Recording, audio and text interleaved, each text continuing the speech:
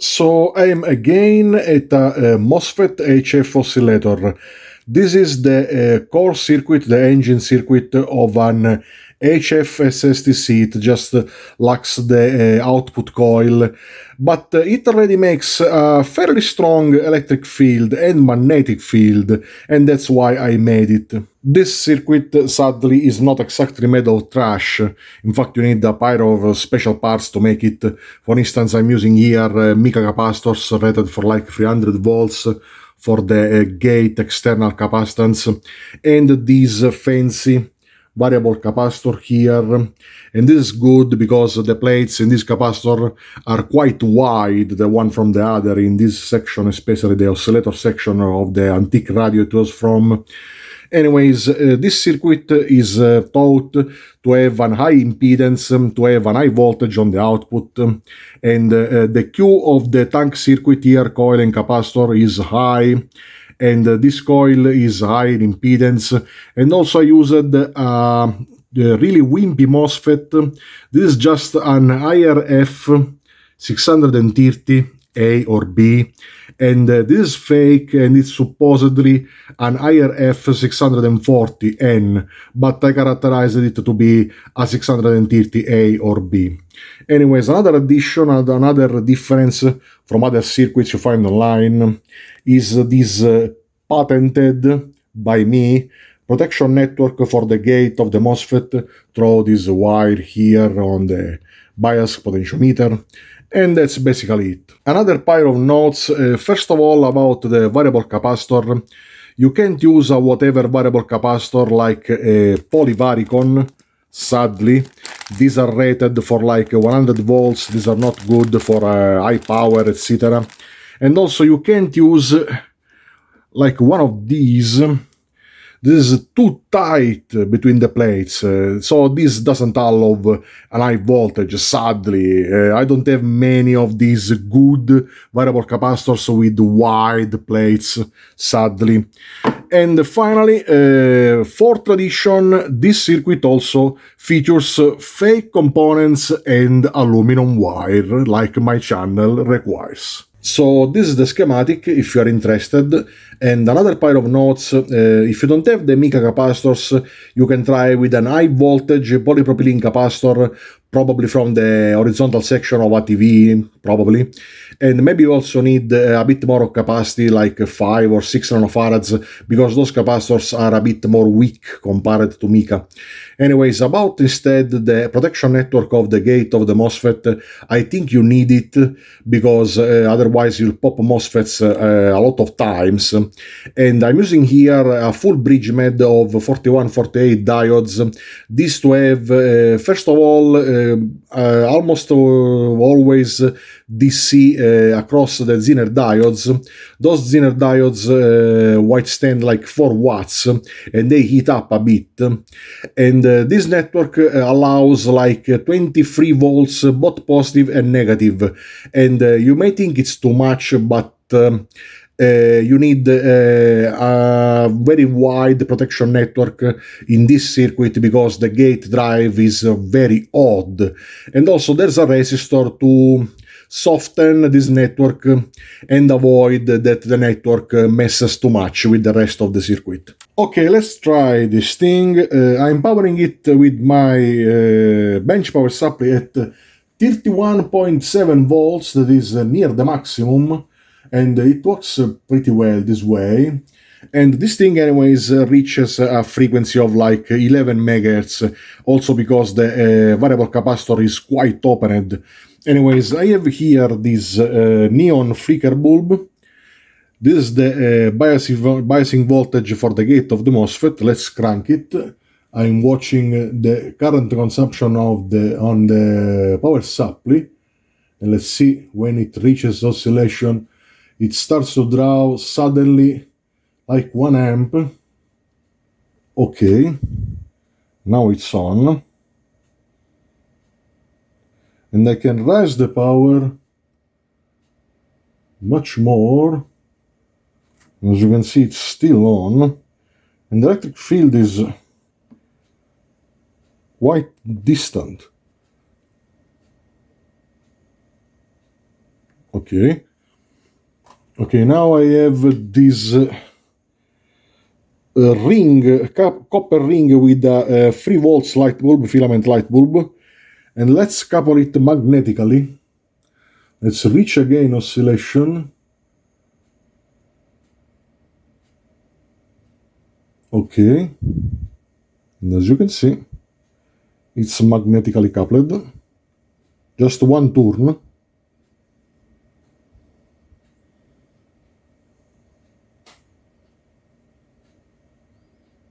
Cool. Okay. Now, this a classic. Let's reach again oscillation. I'm letting it rest a bit because otherwise it eats up. The coil also is is tacked with hot glue. Okay, and oscillation. This is much more bright.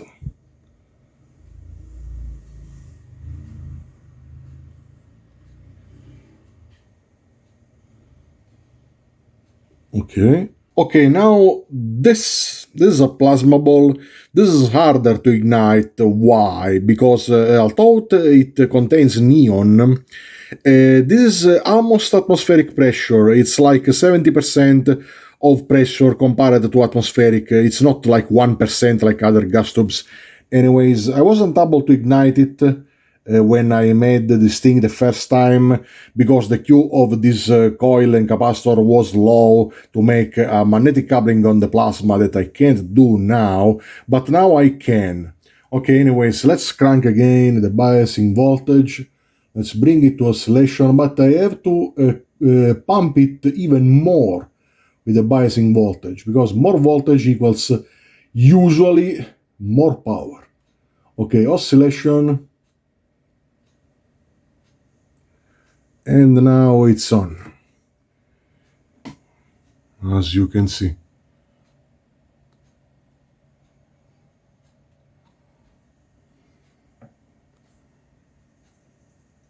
Ooh.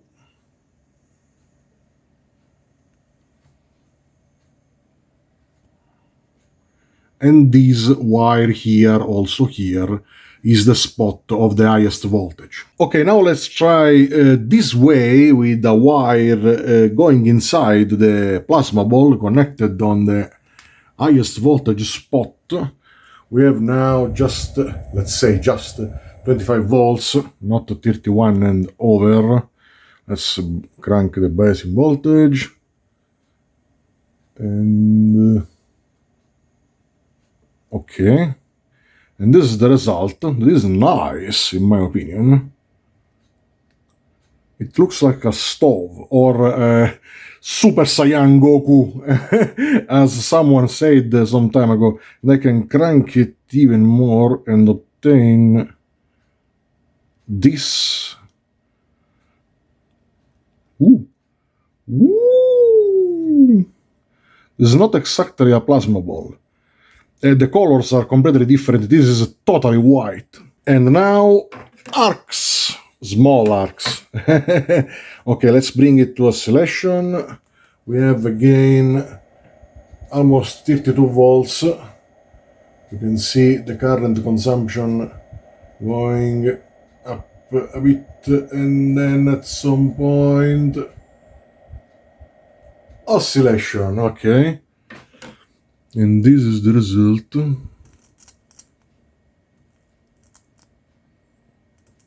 It's not exactly a small arc. Okay.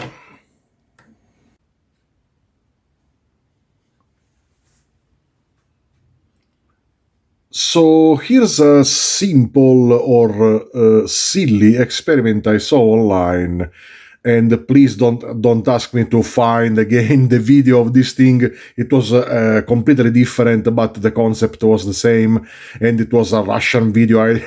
I can't find it anymore on my search history. Anyways, it's a way to discharge on a bulb these capacitors in a funny way. So here's the setup.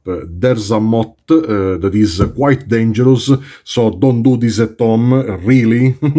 Anyways, this is used just to charge the capacitors at 3 kilovolts. That will be 1.5 kilovolts or kinda per capacitor. And this is through this probe here. There's a diode for making this C, and a limiting resistor 1.5 kilo ohms, not critical at all, chunky resistor. And the discharging system is this light bulb here, neon bulb, through a 1 meg fairly chunky also resistor, like 1 watt, to limit the current and elongate the discharging time. This is all ground with these alligators here, ground here, ground here, ground here, and now I'm keeping the capacitors discharged because I need to discharge the capacitors and level to 0 volt every time I do this thing. Anyways, the capacitors are 100 nanofarads, 2 kilovolts each, so they are okay for this thing. And I bought these in China. These are not the top quality, the best quality of stuff, but these are fairly good at the end. They are polypropylene CBB81, and they sell them for cheap or kind. Okay, let's do this. Let's disconnect the capacitors that are now discharged. Let's disconnect them from the ground. Okay. Plug off the MOT. Let's connect it here, but let's not turn it on. Let's put the output of the MOT on the capacitors, and just a shot of MOT. Okay, now they are charged. Okay, now the trick.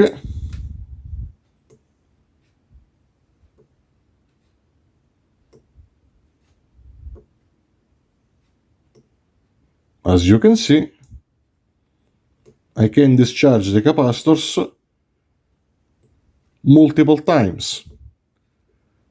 But why?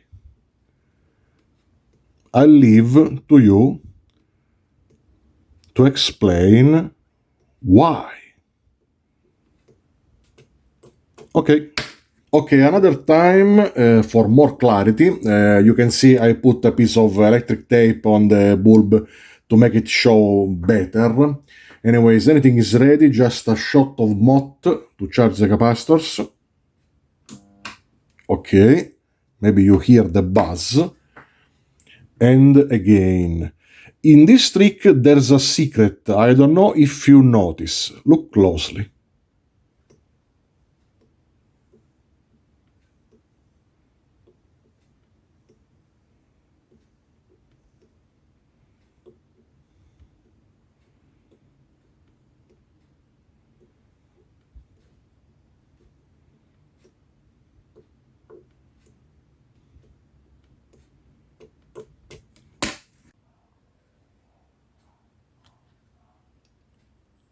So I'm again at an high-frequency tube oscillator. Why? Because this thing can light up gas tubes. Anyways, I made several of these, but this time I'm using refined component values and a more suited tube. This is a pencil rod tube, a Russian tube, Soviet tube, intended for like the final stage of radio transmitters, but at low power. This thing can handle just a couple of watts on the anode. But anyways, this time it came up really nice, and it's fairly powerful and efficient. The only special component of the circuit, the rest is basically just trash. Apart the tube is this small ceramic capacitor here that you can see. This is 10 picofarads, and it's a mixture called N750. It's high performance, and I found these in a tube TV. In fact, you have to keep an eye on tube TVs because there's cool stuff inside.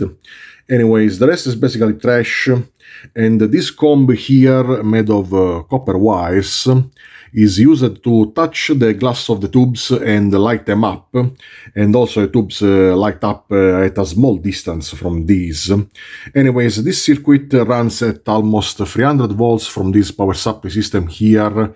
There is no earth connection because at high frequency basically anything is earth and anything is an antenna. Anyways, for the filament, this tube receives 2.4 volts, and the tube is probably intended to run on like nickel-cadmium batteries for the filament.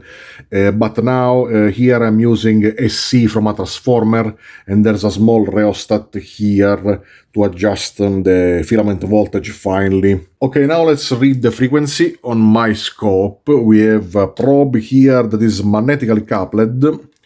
Let's give just 50 volts, that's enough for a test of anode supply. Okay, from this 300 volts power supply here. This power supply is made with a MOSFET as emitter follower, and the schematic is easily found online. Anyways, okay, 50 volts of anode supply. We are already picking up something at distance. Let's put the probe in front of the tank circuit tuning coil of the oscillator, and we now have a definite frequency of almost 65 MHz. And I'm playing with the probe. Okay. And anyways, this is the schematic if you're interested. Okay, now for the real test, let's give at the moment just quotes on quotes 150 volts. Let's see. Okay. Okay, we have an MTX90 Russian neon sorta SCR of the era, and it turns on fairly easily, at a moderate voltage.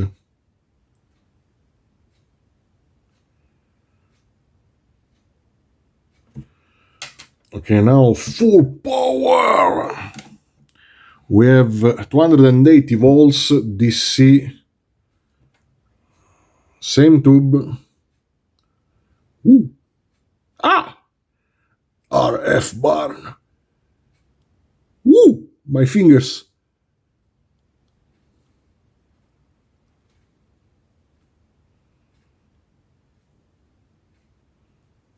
Ooh! Okay. Flicker bulb.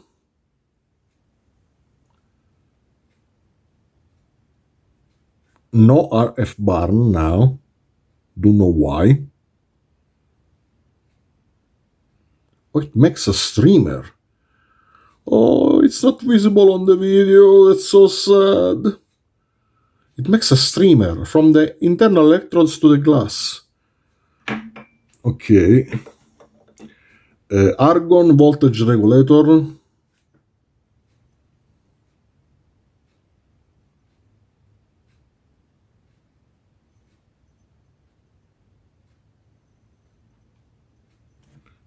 And CFL bulb. This is quite bright. We are at 280 volts. And it stays on at distance.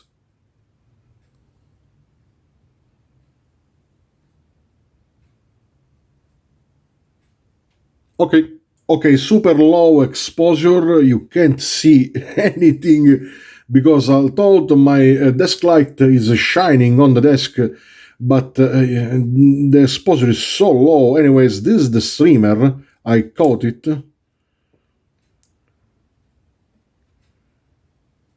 You see? Cool.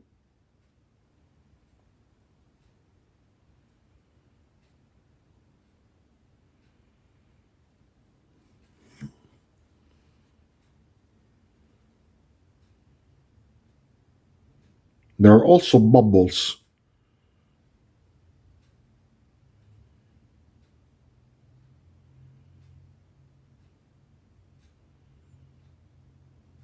Okay. So this is the tube. Yes. These are the capacitors for the bypass of the filament. Yes. This is instead the capacitor for the feedback of grid 1. Yes. Whoa! What the fuck? What the fuck is that? What the fuck is that? What the fuck is that? Die, you monster! Oh, I know what that is. It's the high voltage tarantula.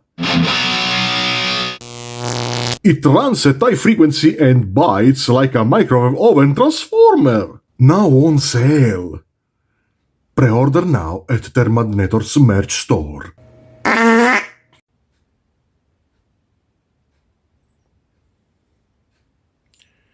So, I wanted to make a new vacuum tube flyback driver.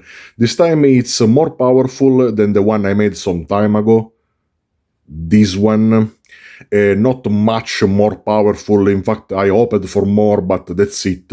Anyways, I used a much bigger vacuum tube to be safe with the power handling. I'm still using a DC flyback, this time from a Trinitron TV, and I made this thing in a way that I actually like this time. The peculiarities of this driver are basically two. First of all, the flyback transformer. This flyback is from a big-ass Trinitron TV, and it's modified and repaired in a pair of ways. First of all, I used the core from an AC flyback of a tube TV of the 50s, an Italian TV. I don't like much this core, but it's the only one that fits. Anyways, this is wide enough to be able to fit these spools for the primary. This is the primary, and this is the feedback coil. This is 110 turns and 50. And with the original core, you can't fit these spools. The core is gapped with 0.5 millimeters times 2 gaps on both sides. And there are also a pair of pieces of ferrite from a switching transformer from a power supply to elongate the core a bit. And I used this flyback because Trinitron flybacks are short on the core, so I could fit a short core that is instead wider. And anyways, it's also repaired here on the capacitor, on the voltage capacitor, because the voltage is present there, and the capacitor is also punctured, it's shorted. In fact, there is no output capacitor, and the high voltage appeared on the bottom of the flyback down here, and I had to cover the GND pin of the capacitor with a lot of hot glue because the high voltage is also there, but that's less important. The second peculiarity is that the grid 2 of the tube on this wire here is supplied by a separate power supply. There's not just a resistor from the anode supply, but there's a separate power supply. That is this one. This is a 600 volts power supply made with a insulation transformer, and this is under this small DIY variac that I made some time ago. And this makes on the output here 400 volts for the grid 2 of the tube. And both this variac and the anode power supply are under my bigger variac. So the grid 2 supply and anode supply rise together gradually with the bigger variac. The circuit is basically the same schematic of the tube flyback driver you find online. That is not so easy to find, that schematic, and it's in Russian, and also they use an SC flyback, maybe because it's more traditional, I don't know. Anyways, I use a DC one that makes almost no difference. Anyways, this yellow circular thing there is the MMC of the pulse capacitor for the primary of the flyback, and it's made with the X2 MKP capacitors, and it's like 17 nanofarads because it's in series, 20 capacitors, and it's rated probably for like 8 kilovolts, and there are also some resistors of 1 meg each in parallel of each capacitor to level the voltage and avoid static. Anyways, another detail is that 3 of the 4 transformers you see here are rewound by me. And these are this one here that makes 1 kilovolt SC on the output, so like 1.4 kilovolts at open circuit, this power supply here. This mini DIY variac is also rewound by me, and this other one is also rewound by me. These are all transformers for UPSs, from computer UPSs.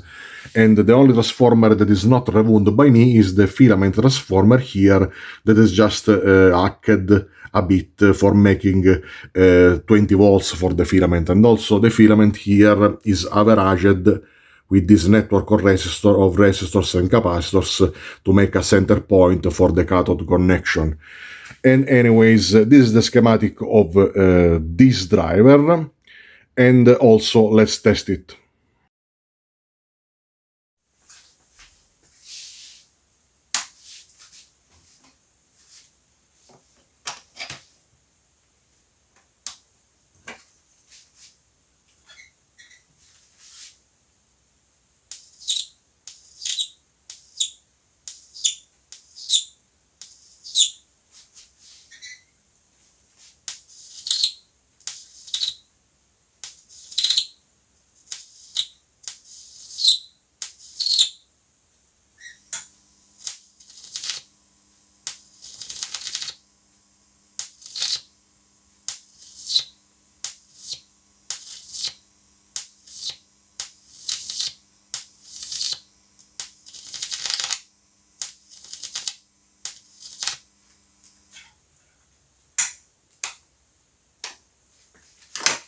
So thanks for having watched my video, and bye!